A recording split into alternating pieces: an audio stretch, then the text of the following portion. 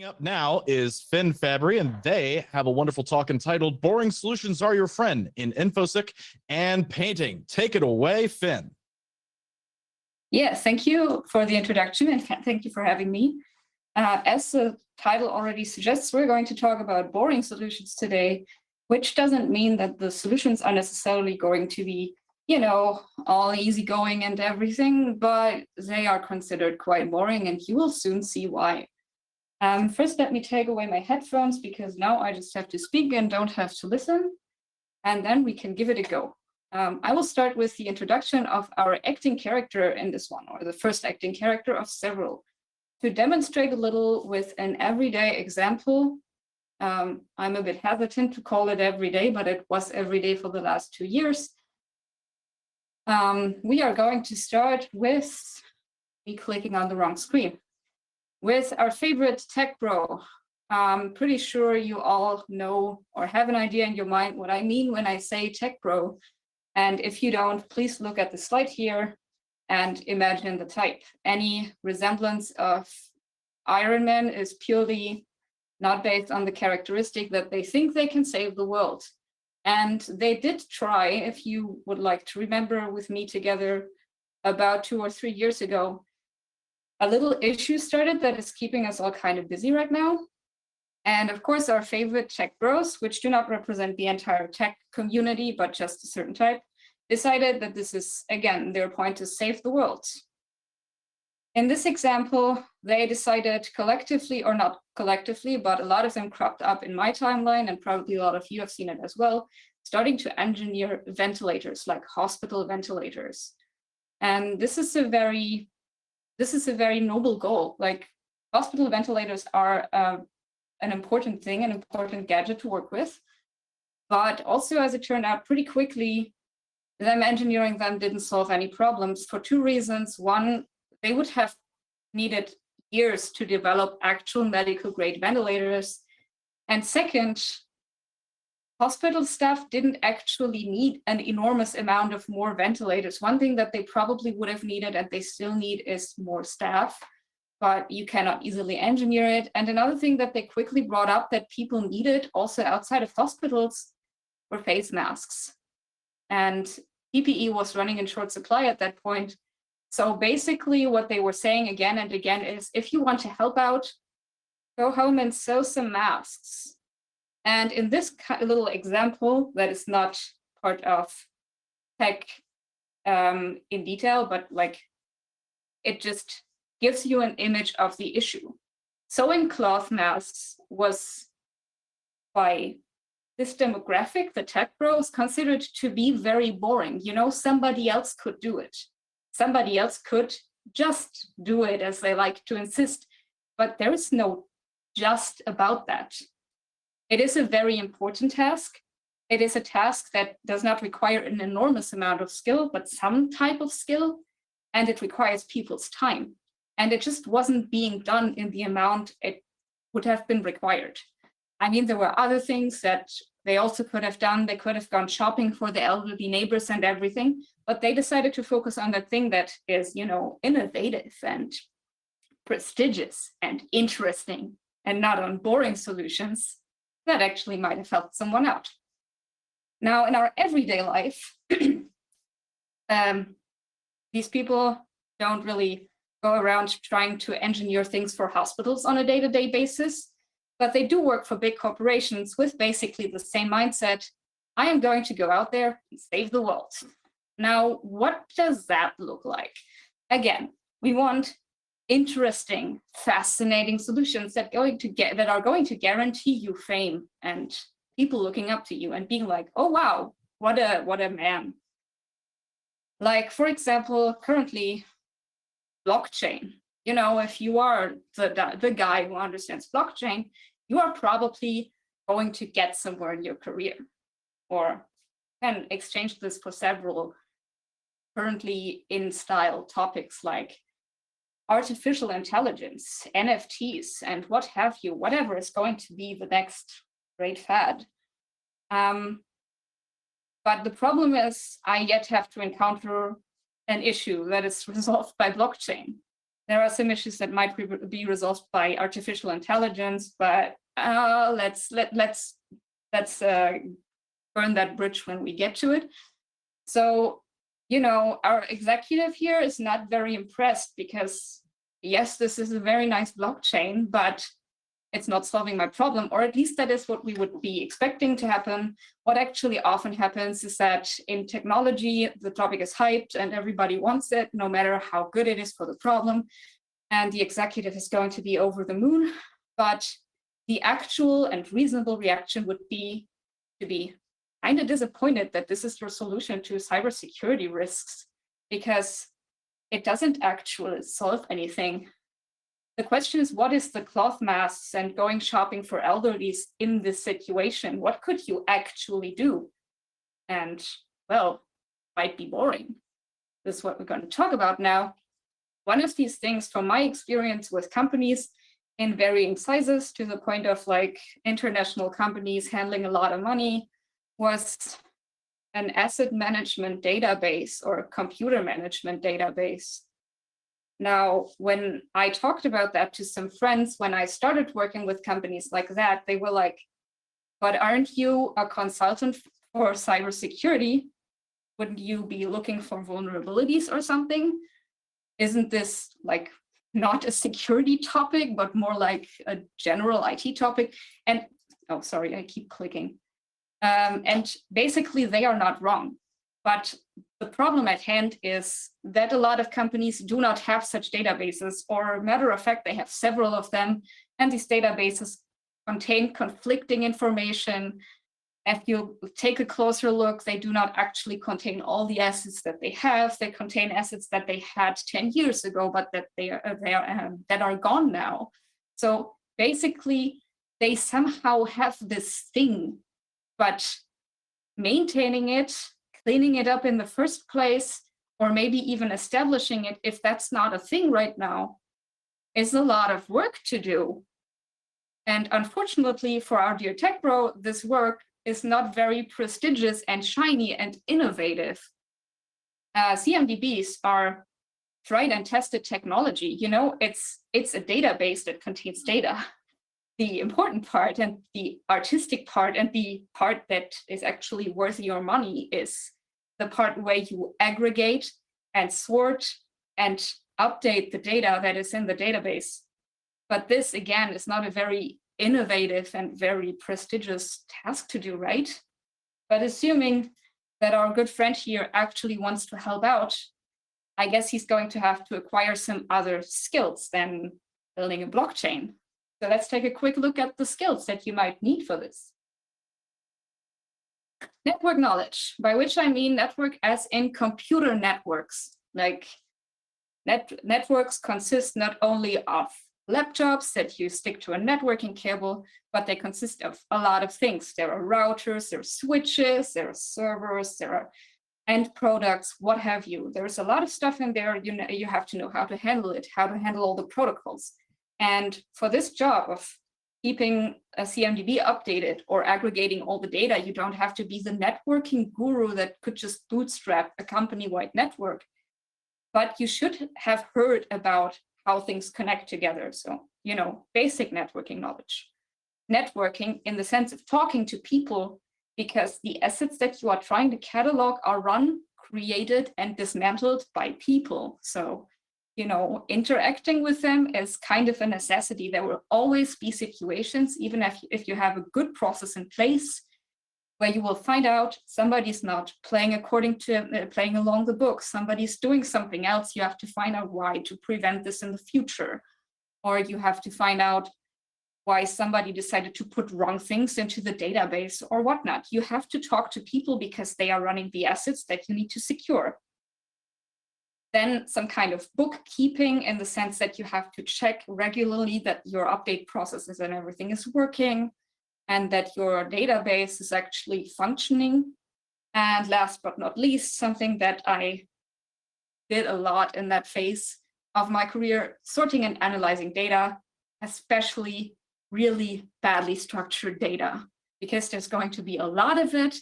It probably contains most of the information that you need, but it's not in any shape that you could just dump it in a database and call it a day. It's just badly structured, full of errors, unescaped signs. You get things with different formats from different sites and have to aggregate them into one cohesive database. So if this is a profile where you see yourself as, oh, wow, that sounds like something I could do or that I would want to do, yeah, this is something that is currently not being done because a lot of people in cybersecurity consider this a very, very boring solution. Well, assuming you do not think that way and you are still offering blockchains to disappointed executives, what else might they be disappointed about? Well, that your blockchain is not a vulnerability management tool. Maybe you could in some way include blockchain in vulnerability management. And probably someone's doing that, but also probably that system they are building is not going to solve any issues soon. So let's rather take a look at the things with which you could actually help with vulnerability management in medium to large sized companies. One skill is tracking, which is not actually a huge skill set that you need. It is a skill set that you need, but it's not that huge. And the readiness to just stick to it, to just keep going, keep tracking the things and keep looking at the points where things are not progressing. Again, talking to people. Oh, well, the vulnerabilities that you are tracking are on systems that, again, are run by people. And these people are not usually neglecting updates, patches, and configurations out of malicious intent. They are doing this for various reasons. And if you want to do vulnerability management in a way that actually makes things better, you have to understand those reasons and try to either enable the people to work on it despite these reasons existing, or to find ways in which they don't have to deal with these issues. So this is a lot more than the idea of I'm going to do a pen test and then dump all of it into a database that collects vulnerabilities and then people are going to fix it, right? Which is something I have seen a lot of people say. And this is just not how vulnerabilities get fixed. This is how they get collected in a database to rot. Well, the next thing ties into that talking to people, actually the next two things, prioritizing and looking up solutions, because I have talked to a lot of people who seemed completely stunned by the amount of work that they had to do in maintaining systems. And then on top of that, they got the output of some vulnerability scanner, and it just said, look, here are these glaring red problems with your system. You have to fix them all. And well, what can I say? It didn't get fixed. And then I did something.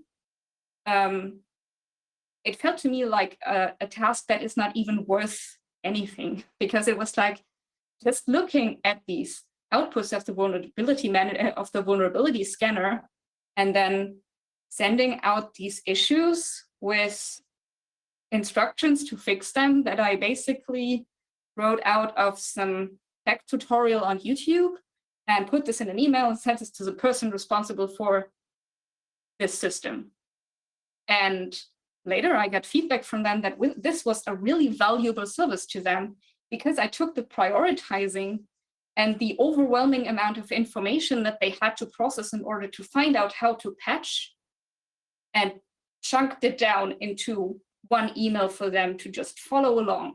And even if in the process of that patching, they realized that the patching was actually a little bit more complex than what I wrote down, they were at the task now, and they were at that one task that they had to do. So they said this was an immense help, while other people, especially people in cybersecurity, were like, but that's not even a task, right? Well, it is, and it is one that is worthwhile. And then I put down there finding vulnerabilities in brackets, because this is the one thing that we got down. And this is, well, sometimes it's boring and sometimes it's exciting and fun.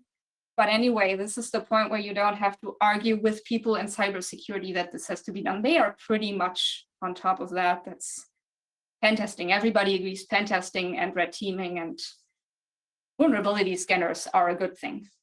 But telling people how to patch their stuff apparently is not. Okay, again, you are still trying to impress the executive with shiny golden blockchain, but they are still disappointed because it's not vulnerability management, not asset management, and it's not a tool to raise awareness.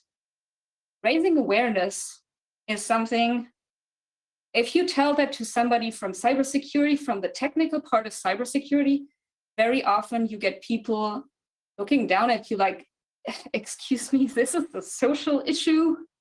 We don't deal with social here. This is a human issue. But looking at reports of how the social issue is a big one.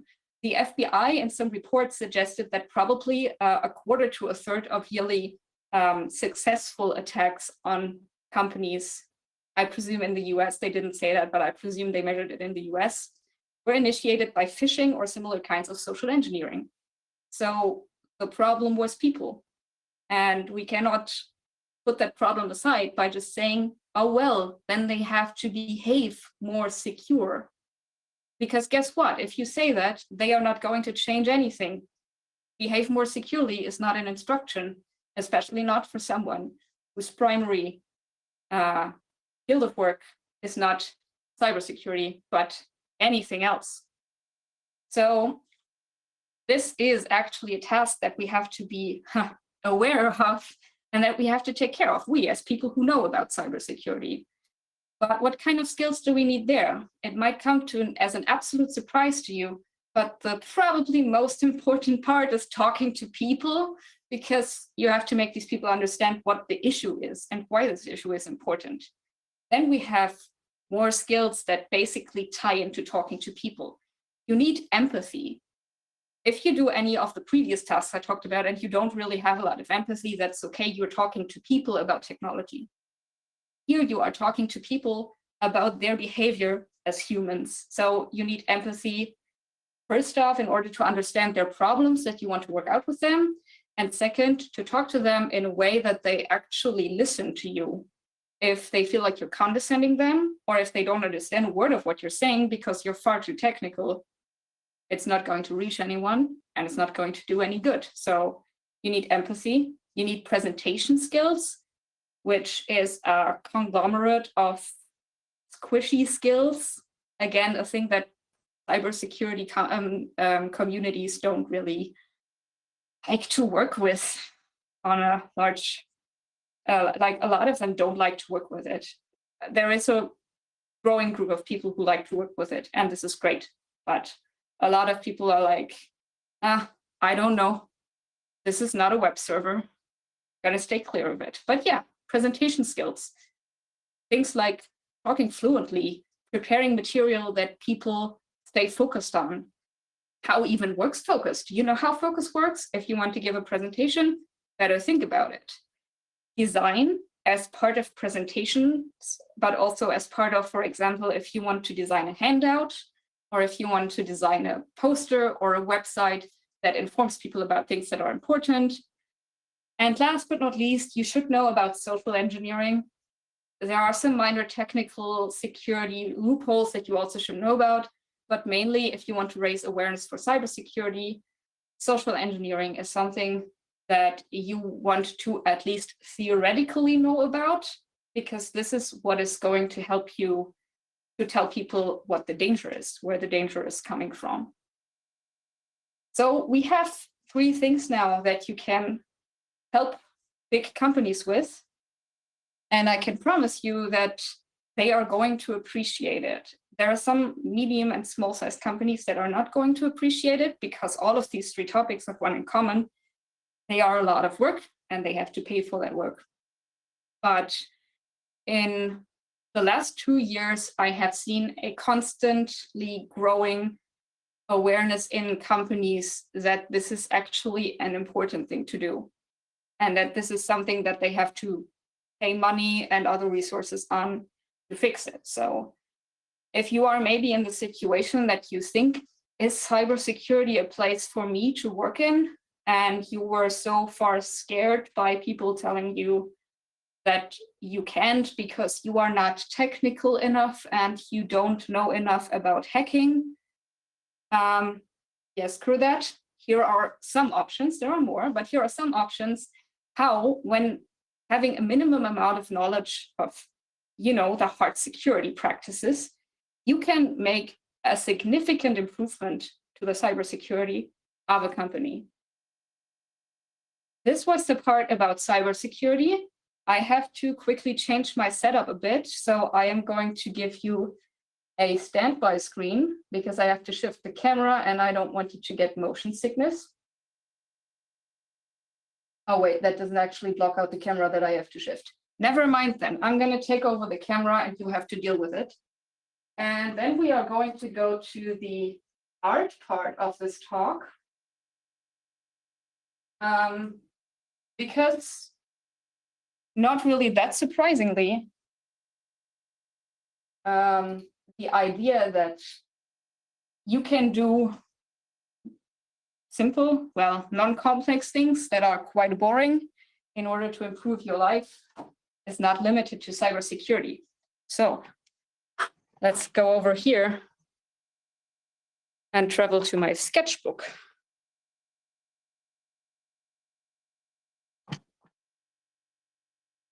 I have to adjust my camera so you still see my face. The most important part of, becoming an artist, sketchbook. Thank you to my technical support. I'm just going to work with this now. Yeah, the sketchbook. I'm pretty sure you have heard about the fact that pretty much any artist has one. This is mine, or rather my, I think, 7th or 8th sketchbook. 7th, that's what it says on the back. But let's get down to the issue that I want to talk about in art, which is the basic issue of art. Let's say you want to become an artist and you don't have what people call talent. A lot of people approach me and say they don't have talent, so they cannot become an artist. And oh yeah, it's focused, good. But talent is kind of overrated. Maybe you have heard that said a lot before, but today we're going to talk about what you can do instead of talent. So our overarching issue here is you want to paint pictures, but you can't. First question is, why can't you? And there are 2 factors that I want to focus on today and show you how to eliminate these factors. Factor number 1 is your hands, because we tend to think that our hands can do what we want them to do just because we think about it. And in many aspects, that's right. If you are a skilled cook, your hands can cut up everything that you want to cut real quick and stuff like that, but you didn't get there without practicing. And in art, we can do the same. So the first thing that you want to do in schooling your hand how to work as an artist hand is, if you want to try that with me now, grab a piece of paper and do it, you want to draw a line. And then you want to do that again. And again. And basically, you just keep doing this. This is your first boring thing that you can do if you want to create art, draw lines. When you have made a lot of lines, and in the long run, I guess you want to make something like, I guess, a few 100 to 1,000 lines, just lines, not incorporated in images, just lines. You can start trying to do something else that is fun, which is, you see that line here, the lowest one, I want to trace that again. And as you see, I have made some wobbles below, but overall, I pretty much hit the line here. I made a little wobble up there, and then you do that, and you do that again until you have a line that is so thick that you don't even see anymore when you're wobbling around, and then you start with the next one. As you can also see, I am not moving my wrist here. This is something that you can read in theory on how to move your hands and your pen. So just a quick thing. If I try to do lines like this, the amount of straight line that I can do is very limited because I can only move my wrist and fingers so far. So what you want to do is draw from the elbow or from the shoulder, preferably from the shoulder. Do as much from the shoulder as you can. So just move your entire arm. I am saying just like this is an easy task. If you're just starting out, it's not. And this is your first boring task. Do a lot of lines. Actually trying it on paper is going to show you that this is boring, but probably needed if you have never drawn before. And when you're done with these, you can also try to do a wavy line and then trace that. As you see, I just completely went off the bat here because you don't just have images consisting of straight lines, you have images consisting of all kinds of lines. So you want to be able to do the line in the shape that you want, where you want it. Otherwise, you have a beautiful picture in your hand and you need that picture to contain, I don't know, a triangle. And this is the triangle that you imagined, but what you actually end up with is this. This isn't going to get you anywhere, no matter of the rest of your skills and your imagination. So you do this, you do wavy lines, you do circles, triangles, whatever, boxes. And this is training your hand to do what you want. The other thing that follows after that is trying to do gradients with whatever medium you are going to use. In this case, I have a pencil, but maybe you want to use liners, markers, acrylic or oil paint. And of course, you can do a very dark streak with a pencil, you can do a very light streak with a pencil. And then you try to make a smooth gradient from one end to the other. And at the beginning, you're going to see that the shift from very, very dark to somewhat dark is pretty quick. And then you have a slow shift where it always goes lighter, which is not that good because I haven't practiced that much gradients in recent times. So this gradient is okay-ish, but it's not very even. So this is another thing you can do. This teaches you how to control the pressure that you exert onto the paper. And this, of course, differs from every medium to another. But the more you practice this with different media, the easier it's going to get for you with the next, because there's also something in your head, in your mind that you practice with that. And of course, in your vision. And basically, that brings us to the next thing. We now have talked about your hand, trying to make even shapes, trying to end up drawing again where you wanted to draw, or not in that case. And this is nice. So lines now end up where you want them. But the next thing that you will see, if you actually care to observe it, is that you also have to train your eyes. I would like to point at my eyes now, but I am working on limited tech here. So you want to train your eyes to actually see what is around you. Now, that sounds kind of dumb because, of course, you see what is around you, but you don't probably. There are some people who do, but mostly only if they have worked with painting or photography or something like that. And a nice experiment that somebody did on that was they told people to draw a bike, like a regular old bicycle, and people should draw it abstract and minimal as they want it.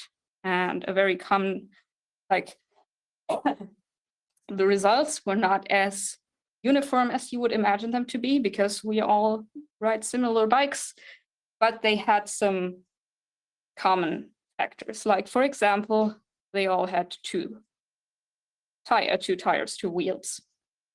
Then another thing that was pretty common was there is a saddle. And the saddle very often was here above the hind wheel. Then we had a handlebar that was above the front wheel, something like that. And we need a connection between these. And sometimes the pedals were here, or sometimes they were here. We're going to go with here. And then you need connections. You have something like this. And then probably something like this, because bikes have something triangular, right? And if you now draw up a pull up a picture of a bike somewhere on the internet, you will see that this is absolutely wrong. The only thing that is correct here is that the parts are there, but and the wheels are on the same height. That's basically it. And the pedals are between the wheels, but sometimes the pedals in the drawings actually were here.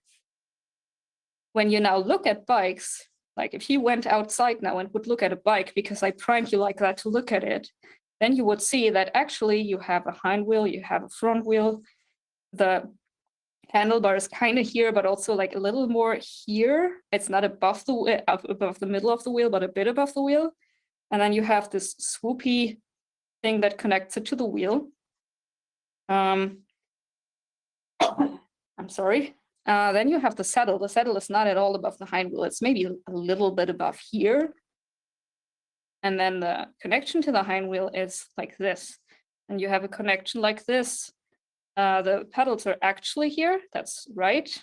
And then you have something like that and something like that.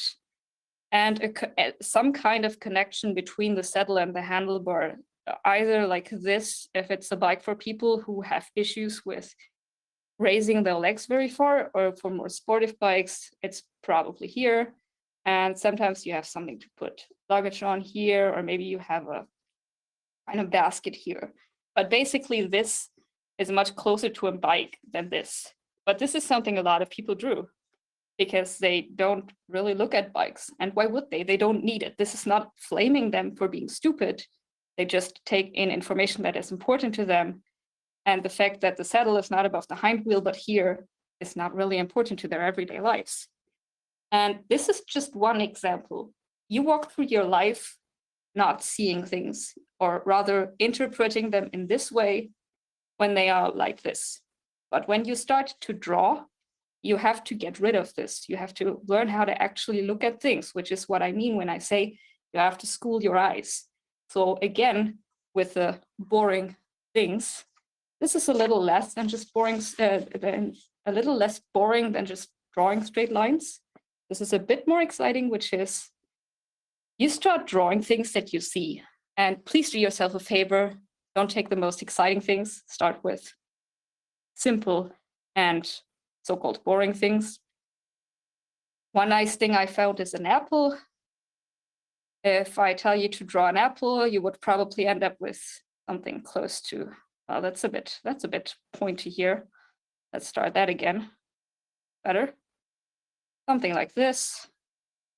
And then you would throw in a stem. And the rest of the flower here, that is always sitting around there. And you look at an actual apple, and again, you see that the actual apple looks very different, because if you look at it from the side, you don't see that dip here. That dip definitely exists, it's there. But if you look at it from the side, you just see this continuous line here. You hardly see anything of the dip, same here. But if you draw it like that, just in a comic where you only have the outlines, it's harder to recognize. This is why you see apples painted like this very often, because with the dip here, it's clearly recognized as an apple. And it's much more characteristic. If I just draw this as a almost circle, it could also be a pomegranate, I guess. But this, like, actually looking at it and then going from there to the point where you stylize it, for example, by putting the dip here, this is an entire arch of looking at things and learning how to draw them. So you start out by looking at the thing that is sitting in front of you and drawing it the way that you see it. So an apple would really be more like this. And this is, again, this is harder to recognize as an apple because the other aspects help you, but you first want to actually make sure that you see the world the way it looks. Now you have that down, you can go the entire road again with color. So far, I'm just doing pencil sketches.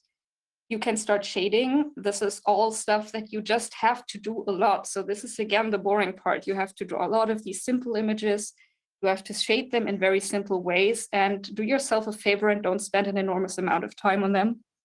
Hey, Fynn, fantastic sketch here. I know the technical difficulties kind of bled us into the to time there. Unfortunately, I don't have time to ask you any questions, but I did want to thank you so much for joining and giving us a wonderful talk on boring solutions and kind of practicing those fundamentals and making those a big part of your Infosec solutions, as well as the wonderful drawing skills here.